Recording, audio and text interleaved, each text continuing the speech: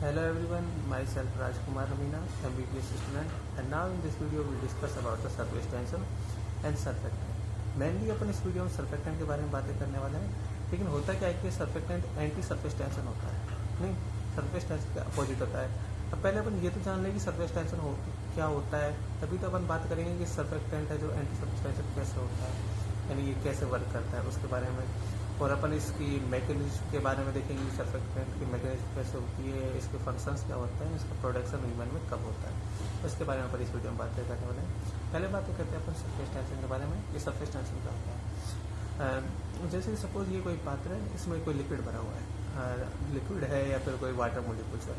वो होता क्या है कि कोई लिक्विड या वाटर मोलिकुल्स के बीच में आपस में जो मोलिकुल्स होते हैं उनके बीच में एक फोर्स लगता है, अट्रैक्शन का फोर्स, जैसे बोलते हैं कोएसिव फोर्स। तो एक कोएसिव फोर्स अट्रैक्शन का फोर्स होता है जो आपस में एक दूसरे मोलिकुल्स को आपस में एक दूसरे की तरफ अट्रैक्ट करता है। नहीं, अब अट्रैक्ट करने के ये अपनी कोई लिक्विड है या वाटर मोलिकुल्स है, ये मतलब भरा हुआ है इसके अंदर, तो ये कोई लेयर है ऊपर की जो एयर और वाटर की कॉन्टेक्ट रहती है, ये ऊपर वाली लेयर है। जब आपस में अट्रैक्शन फोर्स लगने के कारण एक टेंस्ड मेम्ब्रेन का फॉर्मेशन हो जाता है, तनी हुई मेम्ब्रेन का फॉर्मेशन हो जाता है, उसे बोलते हैं सरफेस टेंशन।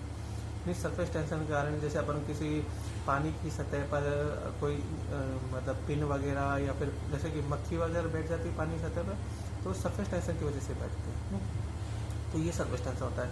अब सरफेस टेंशन के कारण क्या होता है कि जैसे कोई भी लिक्विड मोलिकुल्स है ना, वो अपने आप को एक मिनिमम सरफेस एरिया में लेने की कोशिश करता है। जैसे कि अपनी पानी की बूंद होती है वो गोल होती है, नहीं पानी की बूंद होती है वो गोल होती है क्योंकि उनके मोलिकुल्स के बीच में कोएसिव फोर्स लग रहा होता है, तो वो अपने सरफेस एरिया को मिनिमम करने की कोशिश करती है।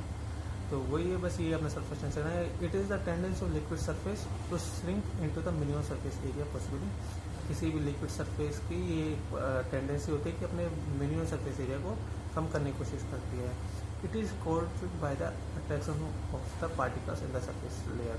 तो सरफेस लेयर में जो पार्टिकल्स होते हैं उनके अट्रैक्शन के कारण सरफेस टेंशन है वो जनरेट होती है।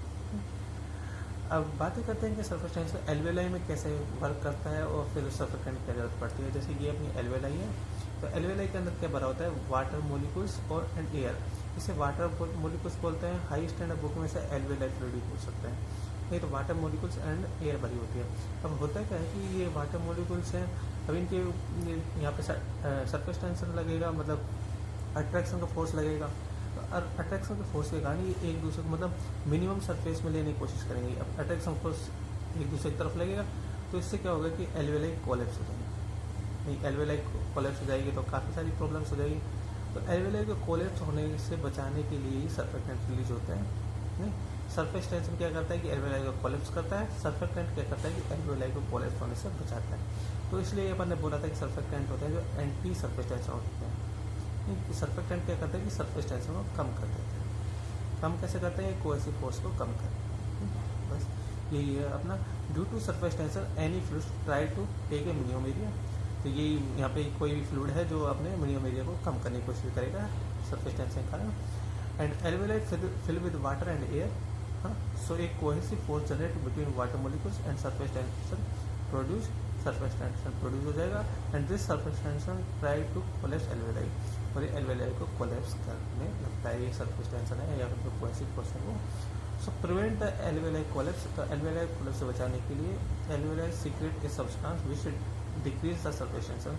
तो एल्वेलाई एक सब्सटेंस का सिक्रेशन करेगी जो सरफेस टेंशन को कम कर देगा, उसे बोलते हैं अपन कोएसिव, या मतलब सरफेस टेंशन कम कर देगा या फिर कोएसिव फोर्स को कम कर देगा। सरफेस टेंशन कोएसिव फोर्स के कारण तो जनरेट हुआ था, कोई वाटर मोलिकुल्स है उनके बीच में कोएसिव फोर्स लगता है, अट्रैक्शन फोर्स लगता है, तभी तो सरफेस टेंशन जनरेट हुआ था। जब सरफेस टेंशन कम होगा तो कोएसिव फोर्स भी कम हो जाएगा, तो वही है जो मतलब सरफेस टेंशन है कोएसिव फोर्स को कम कर देता है।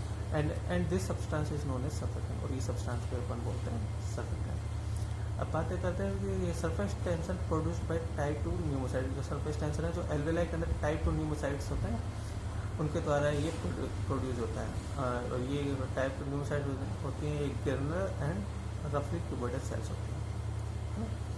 एंड नेक्स्ट बात करते हैं कंटेंट ऑफ सर्फेक्टेंट। सर्फेक्टेंट के कंटेंट में बात करते हैं, ये प्रोटीन और लिक्विड की बना होता है। सर्फेक्टेंट होते हैं अपने वो प्रोटीन और लिपिड के बने होते हैं। इसमें लिपिड मेनली 80% होता है, प्रोटीन 20% होता है।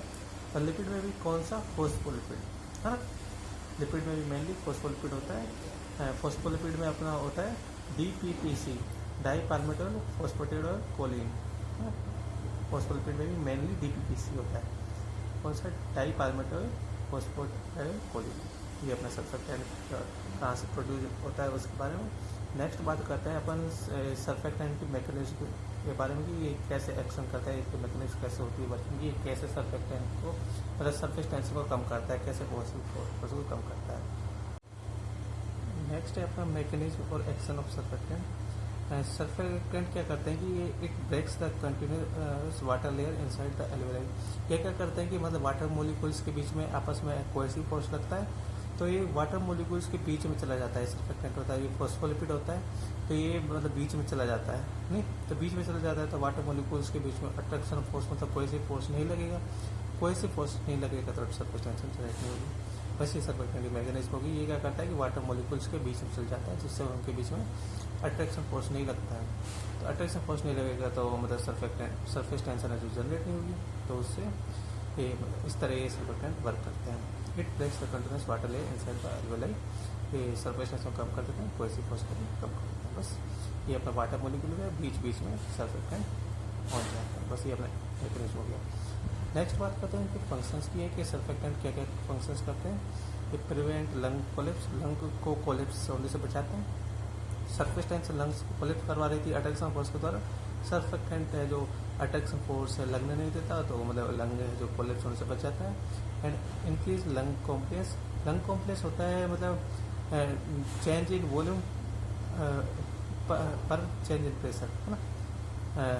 लंग कोलेप्स होता है चेंज इन वॉल्यूम पर चेंज इन प्रेशर। तो अब इसमें वॉल्यूम को तो बढ़ाया है, मतलब सर्फेक्टेंट क्या कर रहे थे कि कोलेप्स होकर वॉल्यूम को कम कर रहे थे, और मतलब सर्फेक्टेंट होता है जो कोलेप्स होने नहीं देता, मतलब इसके लंग कॉम्प्लेक्स है, मतलब इसके वॉल्यूम को बढ़ा देता है, मतलब लंग कॉम्प्लेक्स को बढ़ा देता है। And keep the alveoli dry, ये एल्वेलाई को ड्राई करके रखता है, एल्वेलाई को ड्राई करने में हेल्प करता है। ये अपने सर्फेक्टेंट के फंक्शंस हो गए। नेक्स्ट बात करते हैं कि ह्यूमन के अंदर सर्फेक्टेंट का प्रोडक्शन कब होता है, मतलब कौन से स्टेज में होता है। मेनली जो सर्फेक्टेंट का प्रोडक्शन होता है वो गैस्ट्रेट स्टेज में होता है, जब फीटल स्टेज होती है ना प्रेगनेंसी के टाइम में बच्चे में, तभी होना स्टार्ट हो जाता है। 20 to 24 वीक में स्टार्ट हो जाता है। मेनली ये 22 वीक में स्टार्ट होता है। Surfactant production start at gestation stage at foetal, और मैक्सिमम प्रोडक्शन होता है 35 से 37 वीक में, 35 to 37 वीक में मैक्सिमम प्रोडक्शन मतलब कंप्लीट हो जाता है। If baby born before 35 week, है ना, then a disease occur is known as hyaline membrane disease, and this disease cause immature surfactant production. अगर बेबी का जन्म है, जो देखो सर्फेक्टेंट का मैक्सिमम प्रोडक्शन 35 to 37 वीक में होता है।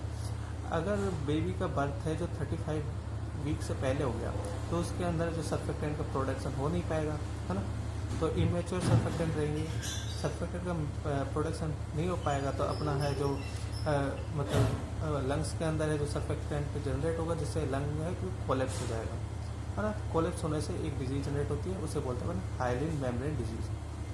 बस यही है। अगर बेबी का बर्थ है जो 35 वीक से पहले हो गया, अगर 35 वीक से पहले हो गया तो अपना सर्फेक्टेंट प्रोडक्शन हो नहीं पाएगा, जिससे जो लंग्स कोलेप्स कर जाएंगे, उसी हो गई हाइलिन मेम्ब्रेन डिजीज। अच्छा, बस ये अपना सर्फेक्टेंट का प्रोडक्शन वगैरह के बारे में सब कुछ खत्म हुआ। Functions and production and mechanism, बस। Thank you.